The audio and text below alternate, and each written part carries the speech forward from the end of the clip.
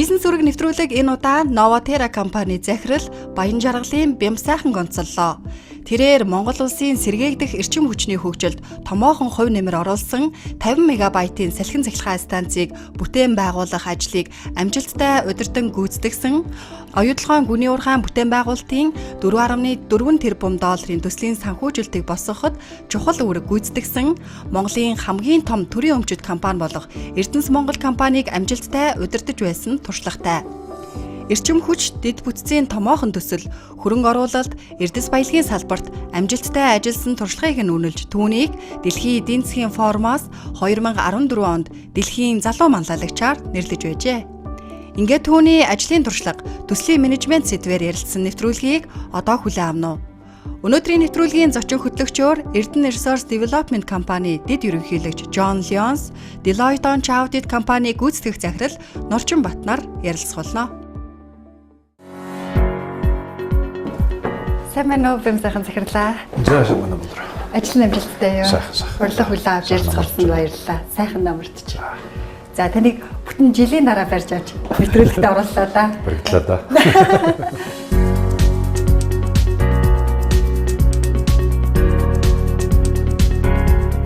За арда юм дээр төвлөрч ажиллаж байна та.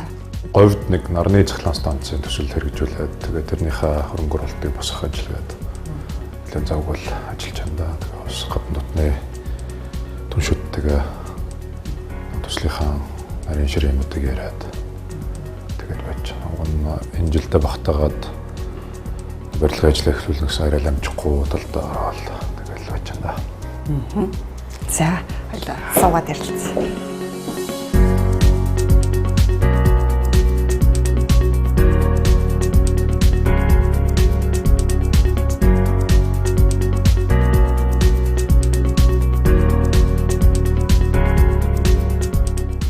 Таны хувьд ер нь л одоо ингээд багаас залуугаасаа л их удирдах ажил хийсэн болохоор нэг юм ажлын хүний төлөвшүүлдэг гэдэг штеп.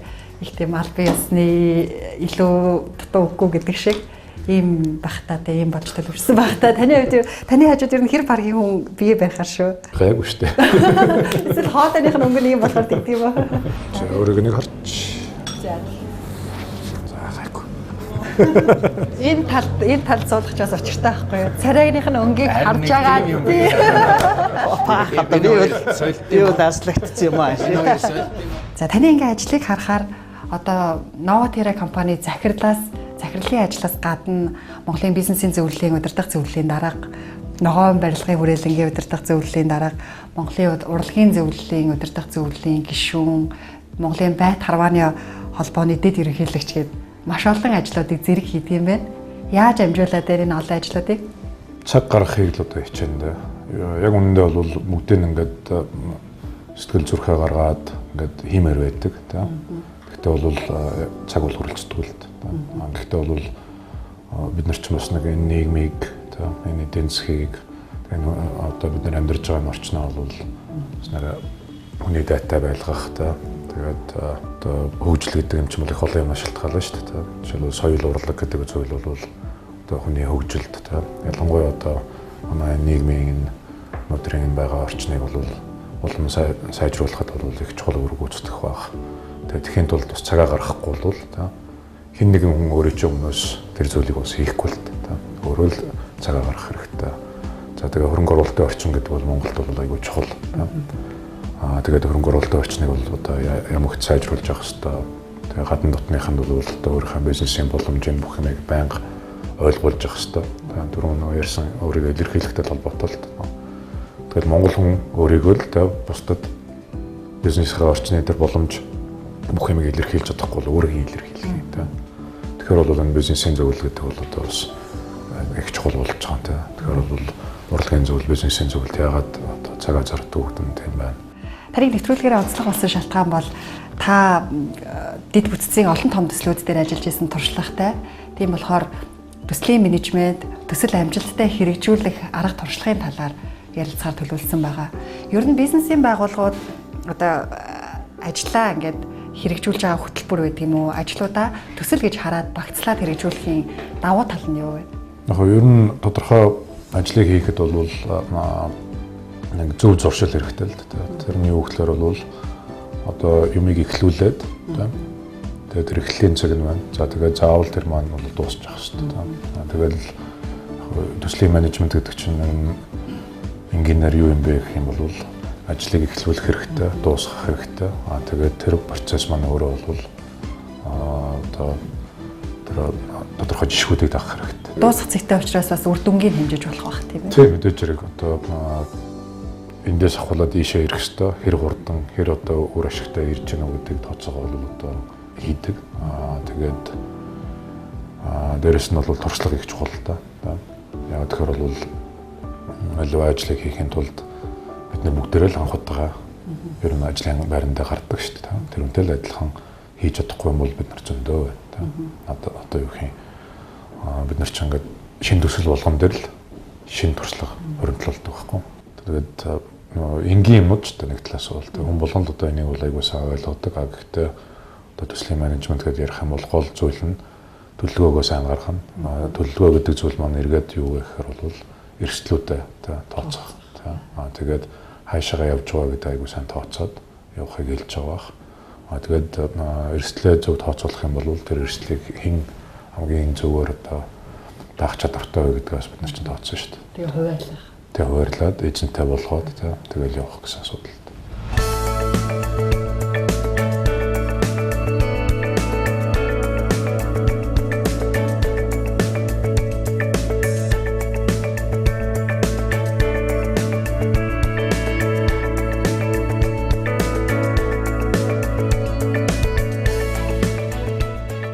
Та Монголын анхны салхин цахилгаан станцын бүтээн байгуулалтыг амжилттай хэрэгжүүлсэн.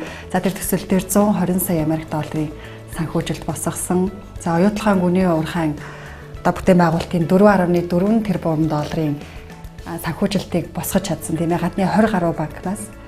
За эдгээр ер нь санхүүжилт босгох хөрөнгө оруулалт татахын цаана ямар процесс явагддаг юм бэ? Таны сая хэлдэг л нөө энэ төсөл маань өөрөө зөв үү буруу юу гэдгийг л анханаас нь л одоо тодорхойлох шаардлагатай л эрчим хүчний хэрэглээ тий байна уу байхгүй юу байх юм бол хэр их байна уу тий за тэгээд тэр хэрэглээг одоо өнөөдөр бид нэр юугаар хангаж болохоор байна ямар технологиор хангах уу гэдэг бүх юм чинь доороосоо эхэлдэг байхгүй зах зээлээс тий тэгээд нэрийн тооцоолол хийгээд явах юм бол одоо ашигтай ашиггүй гэдгийг тооцож байгаа тэгээд ашигтай төсөл авах юм бол хөрөнгө оруулагч нартайгаа уулздаг тэрийг бол одоо очоод тайлбарлаад хамгаалаад тэгээд одоо хүмүүсүүдийг өрөг мөнгөний бол татах ажиллагаа бол явагдана л та. Тэгэхээр бол их цаг хугацаа шаардлагатна. Төлөөлж очиж уулзж байгаа хүний одоо барыг наад захын харилцаанаас эхлээд л асуудал шийдвэрлэгдэх үгүй юу гэдэг. Мэдээж хэрэг тий. Одоо бизнес гэдэг юм чинь бол их олон юмнаа шалтгаалдаг бол одоо таны хэлдэг тэр хувь хүнтэй холбоотой их асуудлууд байгаа. Гэхдээ гол нь төсөл гэдэг маань өөрөө банкбл гэж ярьж байгаа л да. Өөрөөр хэлбэл одоо санхүүжилтийн шаардлага буюу банкны шаардлага хангасан тийм төслүүд л байх хэрэгтэй гэж байгаа. Тэгэхийн тулд тэр чинь нэг тодорхой мэргэжлийн стандартын дагуу боловсруулдаг юм байна л да. Ингээм тулд бол цаг их орно, мөнгө их орно та. За яг тэр мэргэжлийн тэр одоо үүднээс хийх ажлууд бол аягүй их байдаг. Өөрөөр хэлбэл сайн дурын уран сайханч маягаар өнөөдөр бид нар энэ одоо дэлхийн хэмжээний том төслүүдийг бол Монголд бол хийх боломжгүй та. Хичнээн байгууллагуудтай уулзчиж 20 банкнаас одоо хөрөнгө оруулалт татсан байна. 7 жил гэж бодлоо та. 7 жил их олон банкудтай уулзсан. Тэгээд тэр бол ажил дээр бол би одоо яг шийдвэр гарах үед нь бол бас одоо азтал та. Тэр одоо үед нь бас ингээд оролцоод явсан. Зүгээр инженер хэлэх юм бол зөвхөн гарын үсэг зурсан бичгээр баримтыг харахад та.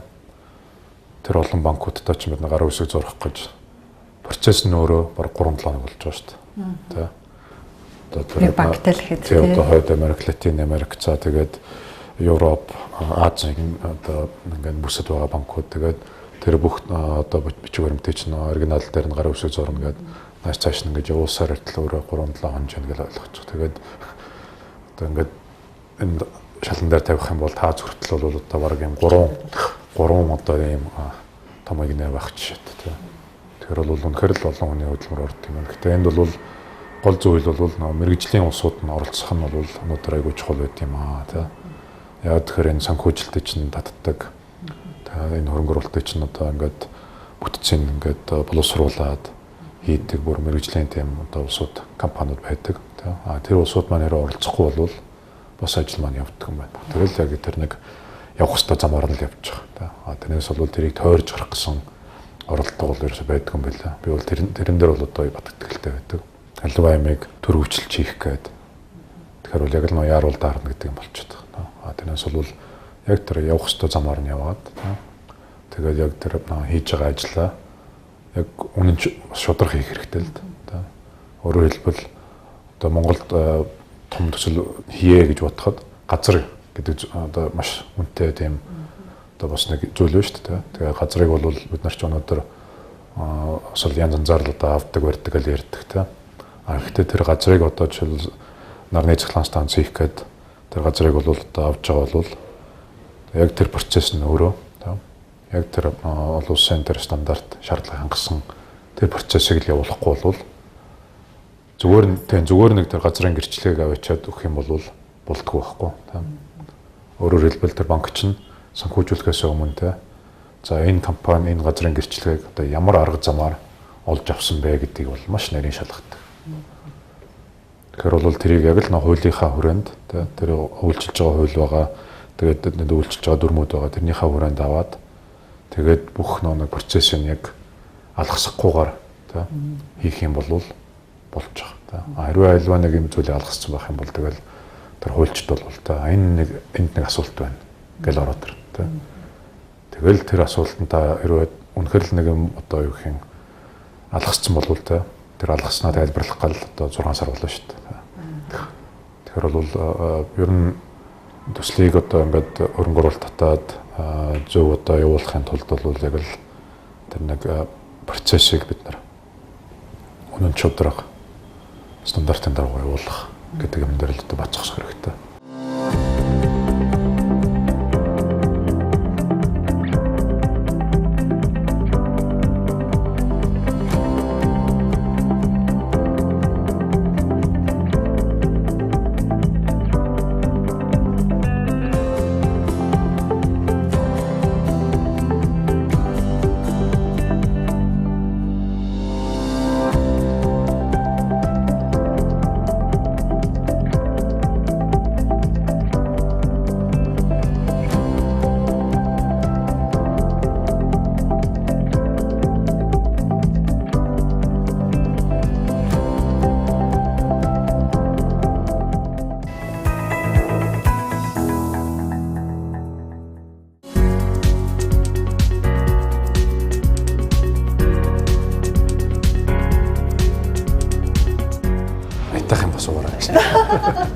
Унгаатай гэдэг. За бид түрүүн яг ярилцах бас нэг үзэн сэдв бол төслийн менежментийн тухай байгаа. Гэхдээ энийг илүү нөгөө микро төвшөнд илүү жижиг хүрээнд ярилцах байгаа. Та бүхний туршлагыг сонсно. Төслийн менежментийн хамгийн гол зүйл одоо баг бүрдүүлэлт байх гэж бодож байна. Нэг чухал зүйлүүдийн нэг нь та бүхэн маань өөрсдийнхөө багийг ямар зарчмаар бүрдүүлдэг вэ? Хамгийн чухал юм бол ерөөсөө баг гэдэг нь те хүний нөөц.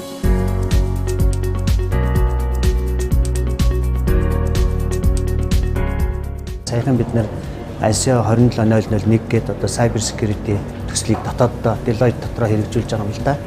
Тэгээд тэнд болохоор зэрэг бид нэр юм төслийн бүр том нэгж гаргаж байгаа. Ер нь бол яг энгийнээр ингээд төслийн банкд хамгийн ажиллах чадвар одоо төслийн банкын өөрийн зохион байгуулалт бүтцээсээ шалтгаалж байгаа юм л да. Банкын бүтц чинь яг одоо тэр ISO-гийн аудитын банктай ажиллах communication банк гэдэг нь бол тусдаа гаргаад надад одоо тэр бол яг миний хувьд бол одоо бидний хувьд бол нэг давуу тал нь Делойтт том байгуул учраас тэгээд ингээд бусад ингээд нэгжүүдэд ингээд нийтдээ 24 хот буюу 24 хотод хэрэгжүүлсэн энэ ISO төслийг Шанхай, Бээжин, Улаанбаатар, Хонконг, Макао гэдэг. Тэгээд ингээд хамгийн гол чухал юм бол мэдээж төслийг хэрэгжүүлж байгаа хүмүүс аягүй чухал. Тэрийг ингээд хамгийн гол юм дээр төслийн communication банкгийн гүйцэтгэх үүрэг аягүй чухал. Тэгээд бид нар магадгүй одоо ингээд Монгол компаниуд дээр хэрэгжүүлж байгаа төслийн багуудыг ингээ би ингээ харж байхад тэр communication хэсэг аягүй хаалтдаг. Яг тэр хэрэг шалгагч байгууллагатай юм уу тий. Яг тэр дунд нь ингээд ажиллах communication. Би одоо жишээлбэл ISO-гийн шалгалт өгөх гэж байгаа бол би айгүйх олон юм бэлдээд өгөн. Гэхдээ би ойлгохгүй ч болно те. Нөгөөдөл нь шаардж байгаа бол тэр дунд нь ингээд чи яг эн чинь энэ биш ээ. Чиний хийсэн тэр юм чинь тэр юм аа гэдэг ингээд communication баг. Тэгэхээр хамгийн эхлээл тэр communication багын ахлахаас л анхаарч эхлэх хэрэгтэй юм бол гэж би бодож байгаа. Таны багийн гишүүн ер нь ямар байх хэвээр вэ? Ямар хүмүүсээр бүрдүүлдэг вэ? Хамгийн ихэнд тавьдаг шаардлага бол хүн ер нь таньдаг хүнтэйгээ тий мэддэг хүнтэйгээ ажилладаг шүү дээ. Тий огт танихгүй хүнтэй бол шууд баг болоод ажиллана гэж байдаг. Тий ягаад тэгэхээр тэр хугацаа орно тэр хүнийгээ таних мэддэг тий. За тэгээд тэр хүндээ итгэх гэдэг. Тэгэхээр бол би одоо ямарваа нэгэн төсвөлийг хэлсэн. Тэгэл одоо манай компанидэр ажиллаж байгаа залуучууд зарим нь бол одоо сүүлийн 7 жил хамт ингээ ажиллаж гисэн тий. Байнга л одоо хамт байж байгаа. Тэгэл итгэдэг болсон. Тэр итгэл гэдэг юм бол бас одоо ажлын байранд айгүй чухал шүү дээ. Би тэр хүнд яагаад итгэж ийн вэ гэхээр за энэ хүн энэ одоо төслийг амжилттай хийхин тулд өөрөөс шаардлагатай тэр бүх юмаа гаргаж чадна. Нэгдүгээр, хоёрдугаар хариуцлага алдахгүй хийх ёстой юм хийгээд явах юм бол болж байна. Тэгээд сүүлдээ бол тэр итгэл чинь ингээд айгүй сайн бүрэлдээд эхлэх юм бол сайн баг яадаг вэ гэхээр асуудал үүсгэхээс өмнө одоо тэр проблемаа бол хардаг. Тэгээд урьдчилаад асуудал үүсэхгүй гэхээр одоо асуудлыг шийдэж чаддаг. Тийм болдог юм л. За тэгээд дээрэс нь одоо баг удирдна гэдэг чинь бол бүх юмыг өөрөө хийж чадна гэсэн үг биш үү? Яагаад ер нь баг гэдэг юм байгаа нь? Яагаад тэгэхээр чи ганцаараа бүх юмаа хийж чадахгүй учраас л баг гэдэг юм байгаа шүү дээ. Инженероос хэлвэл тэ. Тэгэхээр би бол өөрийнхөө дутагдлыг бол сайн мэдж байгаа. Манай хамт олон тэр багийнхан миний дутагдлыг сайн мэддэг болчдөг юм байна. Гэхдээ гол нь хүнээ таних хэрэгтэй, мэдэх хэрэгтэй, итгэх хэрэгтэй. Амжилт болон жижиг юунаас эхэлнэ. Санаагаас эхэлнэ. Тийм том төсөл байгууллагаас эхэлнэ гэж ховор гэж би бодож байгаа.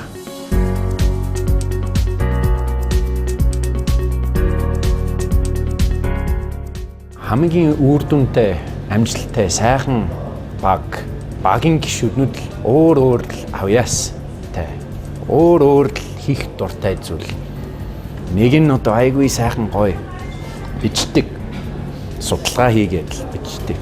Нөгөөдг нь л олон нийтэд ороод л гоё ярьдаг, таалбар нь энгийн үгээр жишээлбэл нөгөөдг нь санхүүгийн тайлан гаргаад л тоотой айгүй сайн нарийн найдвартай ажиллана ч юм уу те. Хүн болон өөрөөг нь яг хийх дуртай зүйл, сайн хийдэг зүйл байвал зүгээр юм болов. Одоо төсөл хэрэгжүүлэхтэй ч гэдэг юм уу, эсвэл бага бүрдүүлэхтэй ч гэдэг юм уу, эсвэл ер нь ингээ байгууллагатай хүн авахтай ч гэдэг юм уу. Туршлагатай хүн авахыг хүсдэг, туршлагатай хүн хайдаг, таньдаг хүнээ хайдаг ч гэдэг юм уу. Гэтэл нөгөө залуучууд маань туршлага байхгүй байгаа шүү дээ, тийм ээ. Тэр тэд нар яаж туршлагыг ханаас олж авах юм? Туршлага гэдэг юм чинь бол цаг хугацаатай холбоотой шүү дээ. Тэгэхээр бол хэдийд бий болох уу гэхээр та тэр замаар явж үзсний дараа л туршлага бий болно тийм. Явж үзээг бол туршлагагүй. Тэр замаар явна гэдэг чинь хугацаа хэрэгтэй байхгүй. Тэгэхээр бол мэдээж хэрэг шинэ одоо хүн ажилд авах гэж байгаа. Тэгээд өнгөц сургууль төгсөөд юм уу одоо ингээд ганц 2 жил төгссөн хүн ажилд авах гэдэг бол эргэл нөгөө хүнтэйгээ холбоотой. Тэр хүн одоо өөрийгөө хэр ойлгуулж чадна уу? Би ийм одоо хүсэлтэй эрмэлзэлтэй тий. Тэгээд би хүнтэй харилцахтаа ийм одоо чадвартай гэдгээл одоо илэрхийлж чадах хэрэгтэй шүү дээ. Тэгэх юм бол би тэр хүнийг бол ойлгоод би ажилд авах магадлалтай. Тэрнээс бол би тэр хүнээс тийм өндөр мэрэгжлийн тэр нарийн тоо бодох юу одоо модель хийх юм гэж нэхгүй шүү дээ. Тэр хүн за ямар ч гэсэн ийм чиглэлээр сургууль төгссөн юм байна. За нэг ийм байгууллагад нэг 2 жил ажилласан юм байна. Гэхдээ өөрийгөө хэр одоо ойлгуулж чадах нь тэр л надад их чухал. Тэрийг бол бид нэр янз бүрийн юмар л харна. Тэр хүн одоо хаалгаар орж ирэхдээ ер нь ямар шүү байдалтай орж ирв те. Тэгээд энэ хүнтэй харьцахдаа ямар шүү харьцаж байна уу гэл одоо бид нарыг баг байхад хүмүүс хэлдэг байсан л да. Ер нь бол ингээд одоо их энгийн юмнаас одоо хүний дүгндэг гэдэг. Тэгээд одоо бас нэг 20 жилийн ажлын туршлагатай болсны дараа бол тэрийг яг өөр төр бол харж байгаа байхгүй те. Хүнийг бол яг ерөөсөө бүх хийж байгаа юмар нь бид нар дүгндэг болсон. Өнөөдөр хүртэл би ингээд ярьцлага хийсэн л дээ хүний нөөц дээрээ. зарим ярилцлан дээр нь ордог яадаг болдгоо. Тэгээ бидний гол шалгуур бол техникийн чадвар бол тэртээ тэргүй хүмүүстүүд шинэ хүмүүстүүд бол ингээд сургуулаа төгсөөд ингээд нөгөө GP оноо авсан байгаа. Яг Делойттийнхаа бол би мэргэжлийн нөгөө зөвлөх үйлчлэгүүнээр юу хардаг гэхээр тэр хүний одоо этиктэй одоо ер нь хэр одоо этиктэй хүн байна уу? Хэр одоо сэтгэл зөрөгтэй хүн байна уу? Тэ хамгийн гол нь тэр аягүй чухал байдаг байхгүй юу? Багаараа ингээд бид нэр ингээд ажиллаад шөнө 12 цаг ч юм уу ингээд суух болно. Тэгэхдээ тэр хүн тэр багийн гишүүнтэй төслийн багийн хүн бол тэнд тэгэл сэтгэл зүрхээр тэр ажиллаа хийгээл дуусгах гэдэг л чухал. Одоо тэр ийг сүүлийн үед бол биднэрт бол тэр ер нь бол нэг чанар л та энэ ажлыг дуустал нь өөрөө суух, суралцах тэр багийн нэг гишүүн байх гэдэг. Тэгэхээр бол одоо манай Делойттын шалгуур дотор техникийн нэгтлэн бод хүртгэлийн шатрын 13 communication тэгээд тэр одоо яг ноён нуруутай байх, зөв байх, сэтгэлтэй байх, ёс зүйтэй байх гэдэг тэр шалгуураар нэг шалгаж авч зүгээр жишээ болгож л. Би бол ингэж тайлбарна. Би өөрөө л яг анхны ажил орохдоо ямар шалгуурт орж ирсэн бэ? Шалгал бараг санахгүй. Гэхдээ л ямар ч н орчлоо. Анхны надад зааж өгсөн. Ингэж ажил хийн ч юм уу. Айл салбараар л яваал. Ингэж төслийн менежмент хандах юм бол зүйтэй юм уу гэж л зааж өгч байж. Нэг бараг нэг багш хүм шиг л туршлагатай хүмүүс л одоо бизнес ч юм уу төрийн албагч ч юм уу дараагийн үед бэлдэх үүрэгтэй юм байна. Тийм хүн заавал байх ёстой гэж юу? Хүний шинэ хүнээ дагуулад явдаг. Тех ёстой гэж би үзэж байгаа. Туршлага л одоо хугацаа хэрэгтэй л хүн болно. Бид 3 бид 4 ч гэсэн л тодорхой хугацаагийн өмнө л бид нэр туршлагагүй байсан. Өнөөдөр энэ оюутанд бараг 1-р курсэнд ороогүй байж байгаад л одоо ярьж л байгаа. Би туршлага хаанаас эхлэх вэ? Ажлын туршлага л яаж олох вэ гэж л. Тэрэн дээр л одоо бид нар өөрсдөө л оюутнууд л залуучуудтай харилцах ёстой гэж бодож байгаа. We say mentoring in English, нэг багш хүн шиг л тийм. Энэ менторинг буюу коучинг аягүй чухал байгаа юм. Би хэрвээ ямар нэгэн байдлаар зөв хүнийг сонгохгүйгээс магадгүй банк буруу хүнээ сонгосноос болоод тэр фрод залт ажиллагаанаас үүсэх эрсдэл гэдэг нь хасар их болсон байхгүй. Тэгэхээр одоо хүний нөөцтэй хүнийг сонгох. Тэгээд тэрийг хөгжүүлэх гэдэг асуудал одоо ингээд аягүй том чухал асуудал болж байна. Тэрний нэг юм нь менторинг коучинг байхгүй. Манай Делойттд бол одоо менторинг коучинг системтэй бид нэр ингээд доороо хүмүүсээ аваад тэг хүүхдүүдтэйгээ ярьж идэг. Нөгөө хүүхдүүд юм ажилчдын сэтгэл санаа ингээд бидний нөгөө хүрэх гэж байгаа нөгөө зорилгоос гажчих бай тэ. Ерөнхийдөө ингээд нөгөө хүмүүс бидний шиг хүн л юм чинь юм яг нөгөө зорилго дотор хүмүүсийг үргэлж чиглүүлж явах хэрэгтэй, засж явах хэрэгтэй, ядж явах зөвлөж явах хэрэгтэй. Систем гэж та сая хэллээ. Энэ бол бас айгүй чухал ойлголт байхгүй. Юу гэхээр ингээд нөгөө Делойт шиг том байгууллага бол та бидний яриад байгаа зүйлийг чинь та хүнийг яаж ажилд авах уу, ямар хүн байх уу гэдэг нэр ингээр яриад байна л та. Гэхдээ энэ чинь бол нэлээд тийм одоо шинжлэх ухаантай тий хандаж одоо ингээд систем бий болгоцсон байна шүү дээ. Бидний одоо энд өнөөдөр ингээд бас байгаа ягаад энэ өөртөө ч ярилцлага хийж байгаа тий ягаад нэг өөрөө ингээд намайг сонгуулсан ингээд энэ юм чинь бол явсаар хагаад өмнө нь бас нэг том байгууллагад тий яг тийм нэг том систем дотор ажиллаад тий тэгээд тэр систем чинь хүнийг бол хөгжүүлдэг юм байна л да. Түрүүн би бас хэлж ирсэн Азийн хөгжлийн банкнд би анх орж байхдаа залуу мэргэжилтний хөтөлбөр гэдэг Young Professionals program гэдэг тэнд хамрагдаад орсон тий. Тэгэл тэнд бол бас л залуухан алуухан амтнд орж байгаа шүү дээ. Бүхэл юмыг хийнэ гэсэн бодолтой. Тэгэл ороод тэгээд 2 жилийн дотор би ямар өөр болсон тий. Тэгээд 5 жилийн дотор би ямар өөр болсон. Одоо ингээд бодох юм бол гол нь тэр чинь яг өөрөө чинь ингээд зөвхөн мэргэжлийнхэн тал дээр биш. Гэхдээ яг сайн тэр мэргэжилтэн буюу бусдад өөрийнхөө тэр чаддаг юмыг бусдын одоо тэр сайн сайхны төлөө тий зориулж чаддаг тийм хүн болоод тийм байна л да. Энэ нь бол өөрөө бас айгу давуу талтай юм аа. Тэгэхээр бол зүгээр одоо бид яг түрүүн мэдрэмж гэж ярьсан тэр бол чухал. Гэхдээ бол энэ мэдрэмж энэ бүх юм чинь хизээ бүрэлдэх үү гэхээр ингээд бас нэг өмнө нь ингээд туршлага бий болоод ингээд том систем дотор орж ажилласны дараа бол тэр бас бүрэлддэг юм байлаа шүү. Зүгээр ингээд яг хуу байглаасаа аюултай хүмүүс байгаа л бахал та. Тэгээд зайлшгүй хөгжүүлэх шаардлагатай байгаа шүү дээ тийм ээ. Яг одоо шинэ хүн тэр системд ороод одоо том байгууллагын нэг ажилтан болоод орлоо гэхэд яг өөрийгөө ингээд би энийг хийж чаддаг гэж гаргах хүртлээр хэдийн хугацаа гаргадаг юм бол одоо яг та нар бол мэдж байгаа шүү дээ. Энэ нэг хүн таньна гэдэг шүү дээ тийм ээ. Энэ хүнээс за яг ийм л юм гарах юм байна да. Энэ хүн нэг ийм л юм чадах юм байна да гэдэг нь хэдийн хугацаанд үнэлэгдэх юм бол та гоё асуулт асуулаа. Гэтэ би энийг бүр ингээд бүр өргөн төвшөнд хариулчих. За яг Делойтийн талаас. За Делойт болохоор ингээд шинэ хүн ороод шинэ хүн оронгууд нь бид нэр дээр орсон эхний өдөр нь индакшн тренинг өгдөг байхгүй юу? Тэр тренинг дээр таны карьерийн чинь зам энэ шүү гэд хэлдэг. Тэр нь юу юм бэ гэхээр зэрэг та нэг сайн чэйжлэрэй гэж байгаа юм залуучуудаа. Тэр өөр юм руу битээ бодоорой. Яг сэтгэлээ ингэж чихц болгоорой гэсэн санаатай байхгүй юу? Юу гэхээр 2 жил ажиллаад та ахлах ажилтан болно. Ахлах ажиллаараа 3 жил ажиллаад менежер болно. Тэгээ 3 жил ажилласныхаа дараа тэгээ ахлах менежер дахиад 3 жил юм уу 5 жил ажиллаад ингээд нийтдээ 15 жилийн дараа та компани хувьцаа эзэмших партнер болох боломжтой гэдгийг нь хэлж өгдөг байхгүй юу. Тэгэхээр жил болгон дээр ингээд үнэлээд ингээд явна гэсэн үг л дээ. Тэгэхээр ингээд манайх бол айгүй тийм тодорхой гол нь та тэр критерий юм уу үнэлгээгээл дав. KPI-ийг хийл гэж байгаа байхгүй юу. Наачстаа чухал арга байна тийм. Одоо зүгээр ингээд нэг шинэ ажилтны компанид орохоор хаа хүрхээ бас мэдхгүй тодорхойгүй байдаг байгууллагууд маш олон байдаг шүү дээ. Тэгэхээр би болохоор л наа чин том компани л одоо эцгийн л сонсож байгаа. Би болохоор илүү жоохон жижиг төсөл, жижиг компани би өөртөө юм болно хийгээд л явчих байгаа гэж боддог. Тэгвэл ханыхаар жижиг компанид л илүү хүнээс юу шаарддаг? Оюн хатан байх ёстой. Тийм ээ? Тэдэж том компанид бол тэгэж ба шаардж болно. Гэхдээ би шууд за 5 жилийн дараа чи ахлах мэжлэн болно 10 жилийн дараа ингэж ярьж чадахгүй л дээ. Гэтэл миний амжилт чамтай хувааж өгнө гэж л.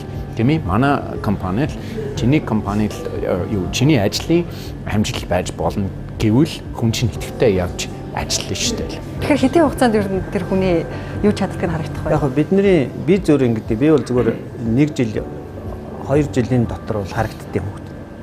Тийм учраас шууд ингээл 2 жилийн дотор бол гэтээ урт хугацаа байна тийм. Бас өөрөө сурж байгаа шүү дээ. Тэр чинь сурах процесс нь өөрийгөө илэрхийлэх процесс нь цуг явж байгаа юм л да. Тэгэхээр ер нь бол бид нар бол эхний 2 жилийн хугацаанд бол зүгээр л нэг олон юм яг шаардахгүйгээр яг ажиллаа хийгээл яв тэр хооронд харагдана гэсэн тийм энэ миний ажлын туршлагалдаа бидний одоо нөө ихтгэл гэдэг юм чи хэзээ бий болох уу гэдэгтэй холбоотой л доо. Эхний ээлжинд бол тэр үнийг бол танилаа. За ажилд авлаа. За тэгээд тэр үнийг бол ямар арга барилтай гэдгийг нь бол ойлгож авна тий. За тэгээд тэр хүн өөрөө юм сурна.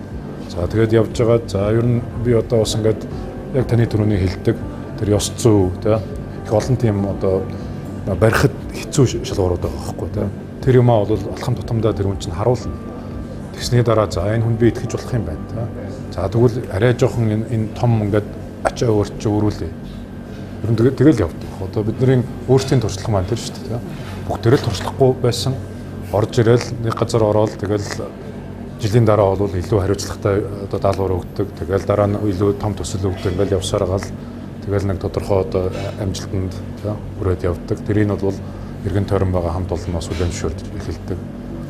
Гол нь тэр итгэл гэдэг юмыг хизээ одоо дөрүүлж чадах уу гэдэг л айгуу чухал. Гэтэ бол мэдээж би бол тэр системтэй байна гэдэг маань эхлээд одоо өнөөдрийн манай энэ залуучууд бол хэрэгтэй юм шиг байна. Өөрөөр хэлбэл бид нэг think outside the box буюу нөө хайрцагнаасаа гадна гарч бодооч гэж аягүй их ярьдаг байхгүй. Гэхдээ миний л ойлгосноор бол хизээ хүн хайрцагнаас гарч чадах уу гэхлээр хайрцагн дотор байсан хүн л өөрөө хайрцагнаас гардаг юм байна. Тэрнээс бол хайрцагнд орж үзээгүй гэж хайрцагнаас гадна одоо бодно гэх юм бол бас болохгүй баг. Ягаад гэхээр бол тэр нөө системийг дотор нь сайн мэддэг хүн гарч ирээд бодох юм бол илүү үр дүнтэй байна. Тэрнээс зүгээр шууд задгаа сайхан сэтгэхэд авах юм бол тэр чинь нэг доторхыг мэдхгүй. Тэр доторхоо мэдхгүй өөрөөр хэлбэл төсөл яаж урагшлах уу гэдгийг ойлгохгүй гэсэн үг л. Хүн өөрсдөө өмнө юу хийжсэн. За юу. Тоохгүй байвал яасан бэ гэж хэлмээр байна. Яг гэвэл зарим хүн чухал биш гэж үү? За яг хуу зарим хүмүүс чинь тухайн үед л ажлаас гараад ч юм уу, сайн сурч чадаагүй ч юм уу, тийм ээ? Амьдралд янз бүр л байгаа. Өнөөдөр чи яг ямар харилцаатай юу хийж чаддаг вэ гэвэл жишээлбэл би өөрөө л нөгөө тодорхой хугацаагаар л одоо за гэр боддог байсан. Жишээлбэл тэрүүл миний ухаан л нэг их шаарддаггүй байсан шүү дээ, тий? Жишээлбэл тийм учраас л одоо өнөөдөр юу хийж байгаа чи тэрийг амьдралдаараа хийн гэж л бодох ёсгүй гэж хэлмээр байна. Ялангуяа залуу байхдаа л анхны ажилд орох л одоо янз бүр л бол байгаа л та.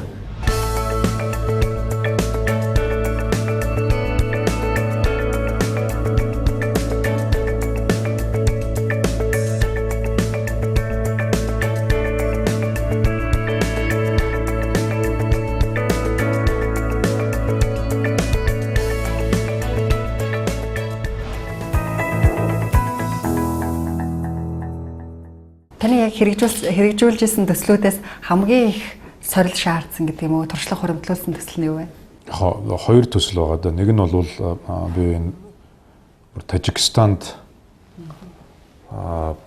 жижиг хэмжээний төсөлтэй да. Энэ маш бага оврын усан цахилгаан станцуудыг нэг барьж байгуулна гэдэг нэг төсөл дээр ажилласан.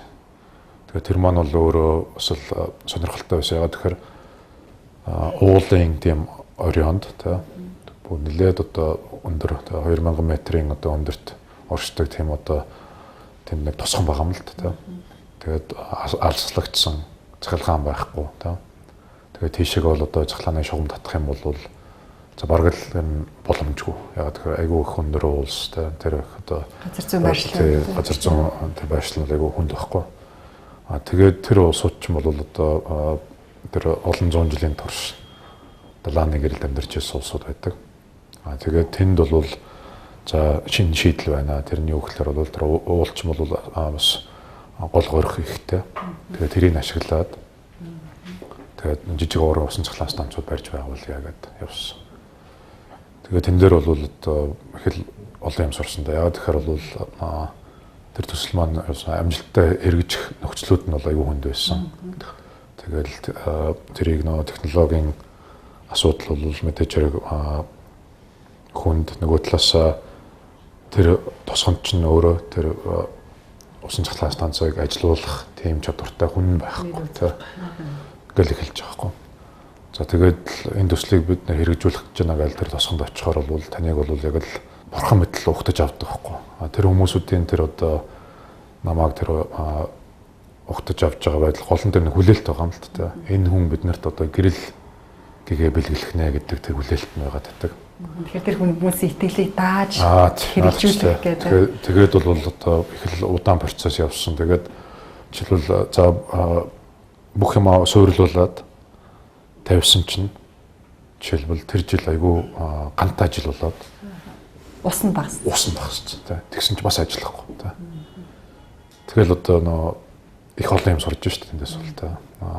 Тэгэл өөрөө нөө хариуцлага хүлээж байгаа учраас тий яаж ч байсан тэр одоо тосхны хүмүүст би одоо ингээд энэ ямар ч сан 7 хоногт тэдэн цагийн тий одоо цахилгааныг бол амлсан тэрийгэ биелүүлнэ гэж явсан. Тэгсэн мэдээж анх тооцчихсноос төслийн маань өртөг маань бол одоо хэд дахин жилээ болов тий.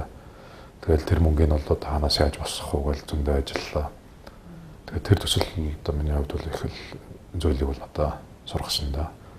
За тэгээд манай салхит байна. Салхит бол бас л Монголын бас анхны гэж байгаа болохоор бүхэл одоо анхны бэрхшээлүүдийг л давна шүү дээ. Тий, анхны гэж байгаа нь бол өөрөө хүн зорих юм бол та олон хүн нэг тийшээ хараад тэгээд манай эрчим хүчний салбарынхны нэг онцлог байдаг л да. Ер нь бол зорилго нэгтэй усууд байхгүй та. Яаж ч бас одоо энэ одоо цахилгаан дулааныг бол таслахгүй гэдэг тийм зорилготой усууд болохоор бол тэгэл бүгдээрээ шин юм мэдхгүй. За тэгтээ хийн гэдэг бас их олон хүн оролцож байгаа шүү дээ. Энэ бол яг хоо би л одоо тэрийг зохион байгуулсан гэж л одоо энэ цугаад байгаа болохоос биш яг тэрийг бол хардсан хийсэн бол олон зуун хүн баг тий. Бүгдээрээ шин юм хийсэн. За тэгээд анхнаас нь ингээд нөө юм чинь бичиг баримтнаас л эхэлж шүү дээ. Цааснаас эхэлж тий. Тэгээд энэ процесс маань өөрөө бас зүг байх хэвээр тэрийг бол хийсэн. За тэгээд гэрээнүүдэд байгуулсан. Гэрээнүүд нь өөрөө бас нөө олон улсын тэр шаардлагыг бол хангасан байх хэвээр тий. Тэгэл бас л миний амьдралын 3 жил бол та яг тэр салхиттай холбоотой энэ бүх юмыг бол нэг зөвөр эхлүүлж зөвөр хийн гэдэг туршлага бол бас сайхан байсан. За тэгээд шин юм тэгээд зөв юм учраас хүмүүс бүгдээрээ дэмжсэн. Гол нь одоо салхитыг эсэргүүцсэн одоо тийм хүн өнөөдөр ингээд байна уу гэдэг байдгүй байхгүй та. Бүгдээрээ л хийж дэмждэгсэн. Тэргүүрээ их одоо анхных сайхан тийм байдаг шүү дээ.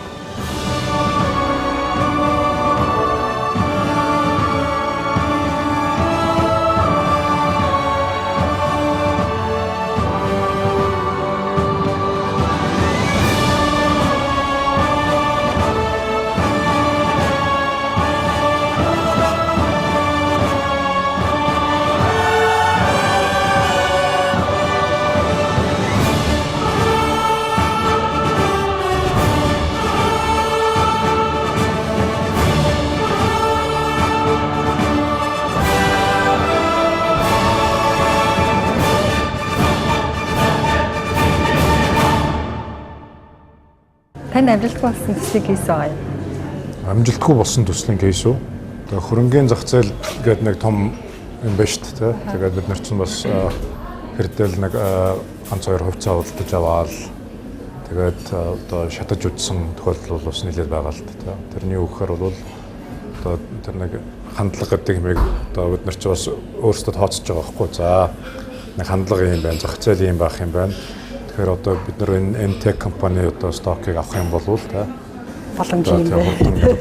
Уг нь бол дотор холбоотой байж байгаа шүү дээ. Уг нь эртлээ бас тооцоолчод байгаа юм хань да тий. Гэхдээ нөө хурдан баяжна гэдэг юм өрөөсөө байдаг юм байна л. Тэ одоо бид одоо миний л одоо сурсан том зүйл бол та хизээч хурдан баяжих тийм одоо зүйл бол байна. Мэдээж байгаа азтай хүн бол байгаа бах л да. Гэхдээ бол өнөөдрийн энэ зах зээлийн нөхцөл байдалд бол та одоо хувьцаа худалдаж аваад гэвгэн тэр нь одоо 20 30 дахин өсөөд ингээд яатсан хүмүүсүүд байгаа хажууд харагдаад байдаг.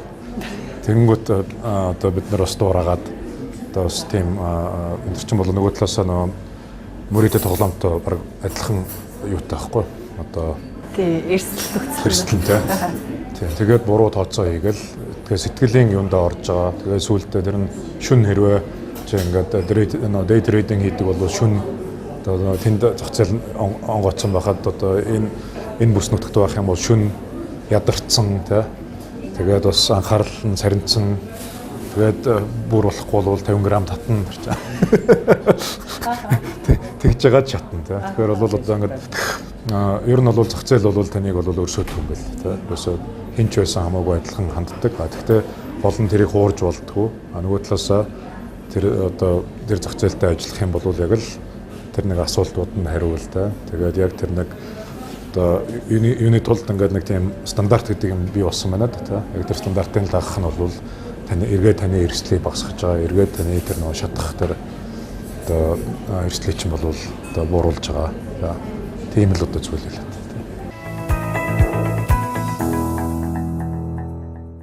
Таны ажлын анхны гараа бүр 19 настайгаас эхэлсэн тийм ээ. Тухайн үеийн гэгэрлийн яамд ажиллаж эхэлж байсан. Хүнд чинь нөгөө анхны ажил нь одоо тухайн насан туршийн ажлын гол чиг шугам чиглэл болж байдаг. Анхны ажилласаа юу сурч ирсэн бэ? Яаж тэр ажилд орж ирсэн бэ? За оюутан байхдаа бол анхныхаа ажилд орж ирсэн. За тэгээд тэндээс сурсан юм бол айгүй их. Өнөөдрийн миний амьдрал дээр одоо байнга л одоо ажиглагддаг, хэрэглэгддэг зүйлсийг бол тэндээс сурсан баг. Тэгээд тэрний юутай холбоотой хэрэгэл нэг хүнтэйгээ харилцах. Тэр нь бол амаараа тэгээ бичгээр харилцах. Тийм бол тодорхой соёлыг бол сурж эхэлсэн. Таны хувьд бас Филиппинд Азийн хөгжлийн банкнд ажиллаж байсан туршлагатай. Тэр боломж танд яаж олдсон бэ? Ямар шалгуураар тэнд орж исэн бэ? 2003 онд би Азийн хөгжлийн банкнд бол одоо тэр ажилд орох өргөдлөө өгсөн. Тэгээд тэр нь бол тэр залуу мэргэжилтний хөтөлбөр гэдэг тэр хөтөлбөрт бол тэнцсэн юм билээ. Тэгээд тэр хөтөлбөрийн гол зорилго нь бол одоо 30 наснаас доош тийм тэгээд бас ингээд магистрийн одоо зэрэгтэй тэгээд нэг 2-оос дээш жил ажилласан тийм ажлын туршлагатай залуучуудыг Азийн хөгжлийн банкны гишүүн орнуудаас сонгон шалгаруулдаг. Тэгээд жилдээ нэг 5 хүнийг одоо сонгон шалгаруулдаг тийм уламжлалтай тийм хөтөлбөр байсан. Тэгээд гол зорилго нь бол тийм одоо сайн залуучуудыг одоо баг дээр нь сонгож аваад тэгээд яг ажлын байран дээр нь бэлдээд тэгээд цааш нь одоо байгууллагынхаа удирдах түвшинд авчих тийм одоо зорилготой тийм хөтөлбөр л та. Тэгээд тэнд бол ороод бас зөндөө юм сурсан. 6 жил одоо Америкт байгаад 2004 оны эхэнд би бол юунд явсан л та. Вашингтоноос Манила руу нүүж тэнд одоо ажиллаж амьдэрсэн. Тэгээд гол зорилго маань бол Азийн хөгжлийн банкнд одоо залуу мэргэжилтний хөтөлбөр гэж байдаг. Young Professionals Program гэдэг. Тэгээд тэр хөтөлбөрт бол одоо тэнцээд одоо жилдээ 5 хүнийг бол авч ажиллаулдаг. Тэгээд нөгөө гишүүн орнуудаас бол тэр хөтөлбөрт одоо сонгон шалгаруулад ажиллаулдаг. Тэгээд тэр шийдвэр маань бас тухайн үед хэцүү шийдвэр байсан. Тэр чинь Америкч бас тухайн үед удаан амьдарчихсан. За тэгээд одоо бас нэлээд олон юм бодчихсон тийм. Тэгээд бас өөрөө бизнесээ эхлүүлээд бодчихсон байсан. Тэгэхэд бол надаа Стив Сондерс гэдэг одоо энэ Хойд Америк Монголын бизнесийн зөвлөлд тэрний ерөнхийлөгчөөр олон жил ажиллаж байгаа бас миний найз бас эрх мэддэг хүн байдаг. Тэр Стив Сондерс одоо юу зөвлөсөн гэхээр чи залуу байна. Чамаа залуу байхад олон улсын энэ том байгууллага одоо бүх зардлыг чинь төлөөд тэгээд тэр хөгжиж байгаа газар очиод ажиллаулъя гэж байхад бол наад дээр чинь бол эргэлздэг юм аа хөө. Эргэлж чадах хэрэггүй шууд л явах гэсэн. Тэгээд Азийн хөгжлийн банкнд очиж ажилласан маань бол одоо өнөөдрийн энэ миний хийгээд байгаа энэ дэд бүтцийн санхүүжилт дэд бүтцийн төслүүдийг боловсруулах тэгээд энэ эрчим хүчний салбарт ингээд төсөл одоо эхнээс нь ахуулаад одоо ажиллагаанд нортон хийдэг тэр ажлын л одоо гол бас нэг туршлага юм гэх юм уу тэрийг бол надад өгсөн.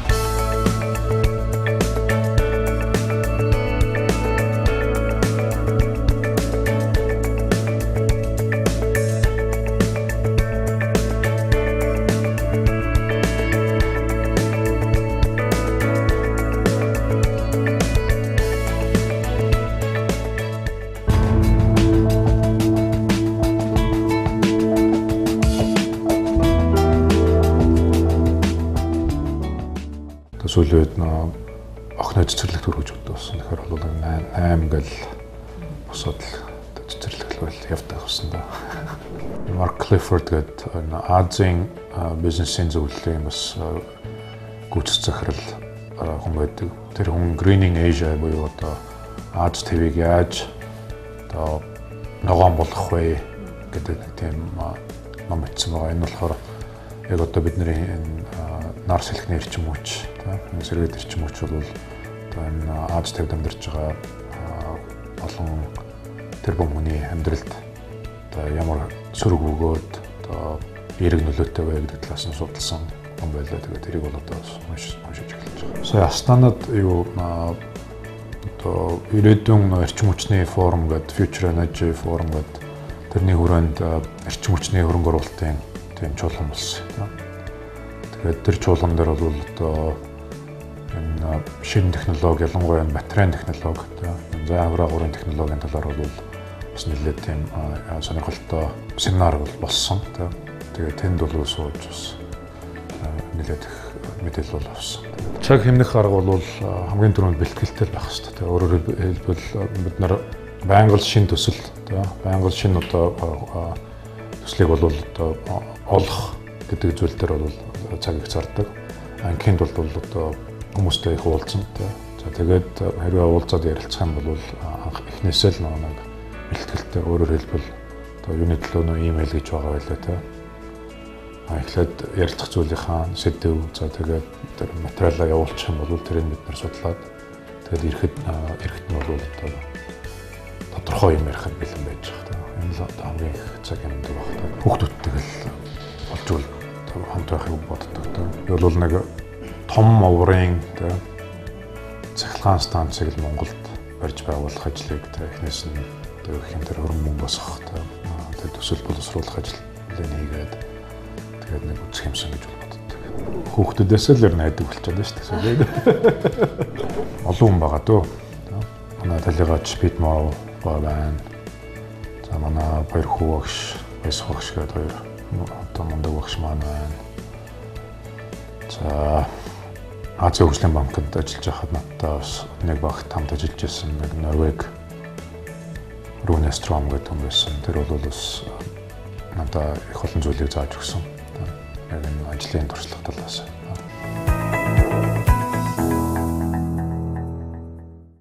Ер нь таныхаар шинэ үеийн залуу манлайлагч гэж хэнийг хэлэх вэ? Бусдад хүлээн зөвшөөрөгдөн гэдэг бол айгүй хэцүү хаад. Тэрийг бол зүгээр ингээд бий болчихгүй. Тэгэхээр бол өөрийнхөө хийж байгаа үйлдэл бүх юмас шалтгаалж байгаа. Тэгэхээр заримдаа бол би боддог шүү дээ. Энэ бол бид нэр жижиг юмнаас эхлэх хэрэгтэй юм билээ.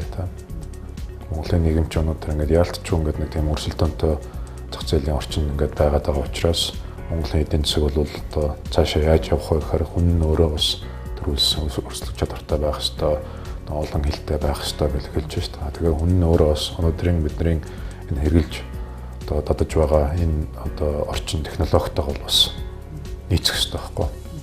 Яг би жоохон хөндлөн юм ярил л та. Гэхдээ энэ бол одоо бидний хувьд их чухал юм шиг байна. Бид нэр өнөөдөр Монголд яг л Америкт унж байгаа тэр машинуудыг бол ундаг шүү дээ. Тэр одоо үнэтэй 570 ч байна уу? Эсвэл бол одоо удамжинд одоо хамгийн их хэрэглэгдэж байгаа одоо Prius ч байна уу? За тэгээд тэр машин дотор өнөөдөр аюулгүй бүс гэдэг юм бол одоо суулгаж өгсөн байна шүү дээ. Яагаад тэр аюулгүй бүсийг тэр одоо технологийн одоо тэр мундаг бүтээл дээр суулгаж өгсөн гэхээр бол тэр аюулгүй бүсийг зүгээд тухайн хүн машинаа жолоод явснаар бол одоо тэр аюулгүй орчин бол одоо бүтэн тэ. Тэгэхээр бол тухайн машиныг одоо өнөөдөр бид нар яг тэр техникийн стандартын дагуу өнөөдөр ашиглах нь бол бүх хүндээ хэрэгтэй юм байна тэ. Зөвхөн танд биш, танд эргэн тойрон байгаа хүндээ хэрэгтэй. Тэгэхээр бол 5-7 унчаад ч одоо 200 сая төгрөгийн үнэтэй машин байхгүй асар их үнэтэй машиныг унчаад 3 настай хүүхдээ хажуудаа суулгаад явж байгаа бол тэр чинь буруу байгаа ч та. Эсвэл хойно сууж байгаа хүүхдүүд нь бүсээ хийхгүй ингээд явчихвал та. Аюулгүй суудлаа хийхгүй та. Тэгэхээр ийм жижиг юмнаас л одоо бид нэр эхэлж явах хэрэгтэй байна. Би бол одоо өөрөө энэ аюулгүй бүс гэдэг юм дээр бол маш их анхаардаг. Заримдаа хүмүүс хэлдэггүй сүртэй энэ чиний машин цуглахлаар яхахлаараа би одоо бүсээ хийх хэрэгтэй та. Тэгэхээр тэнд гүлчээ буул гэдэг та. Гэтэ тэр чин гол нь тэр хүн болохоор өөрийнхөө хүүхдэд хэлдэг байхгүй. Заавал одоо ингээд судал дээр суугаа бүсээ зүү гэж хэлчихэд гэхдээ өөрөө хийхгүй байх юм бол тэр хүүхд чинь бол анзаарна шүү дээ. Гэхдээ энэ яагаад манай аав ээж те намайг тэг гэчихэд өөрсдөө хийдэг юм бэ гэдэг. Дор хаяал тэрийгэ бот. Тэр чинь манлал одоо мөн шүү дээ. Одоо хүүхдээ бид нэр хамгийн түрүүнд хүүхдтэй одоо нэг манлайлаа үзүүлэх нь бол бидний одоо үүрэг байх те. Тэр үүргээ бид нэр сайн биелүүлэх юм бол дараагийнхаа юм болов явах хаалт. Гол санаа маань юу л да. Тимнүүд бид нар зөв хийхгүйгээр том цахилгаан станцыг өнөөдөр энд барьж барих гэдэг юм бол болохгүй байна. Ягаад гэвэл тэр том цахилгаан станцыг чинь барихын тулд бол одоо англиар нэг үг өгдөг юм л та precision гэж та. Яг л нөө цагийн зөв хэрэл одоо бүх юмыг хэмждэг та. Тэгээд технологич юм бол яг одоо тийм болчиход байна шүү дээ. Эсвэл миллисекундээр л одоо хэмждэг тийм одоо технологиг бид нар өнөөдөр ашиглаж хийж та. Бидний өөрийн тэр нэг зуршил арга барил нь өөрөө задгаа байгаад ах юм бол тэр нөө цахилгаан станцыг бид нар өнөөдөр барьж чадахгүй байхгүй. За баярлалаа. Хэдүүлээ ярилцлага өндөрлөе. Яг төслийн менежмент сэдвийн хүрээнд төслийн менежментийн яг гол хүчин зүйлүүдтэй холбоотой асуудал дээр та бүхэн маань яг өөрийн туршлага, өөрийн бизнесийн өнцгөөс маш сонирхолтой залуучуудад маань хэрэгтэй мэдээлэл зөвлөгөө болгож яриа өргүүлсэнд баярлалаа. За нэг ийм уламжлал байгаа.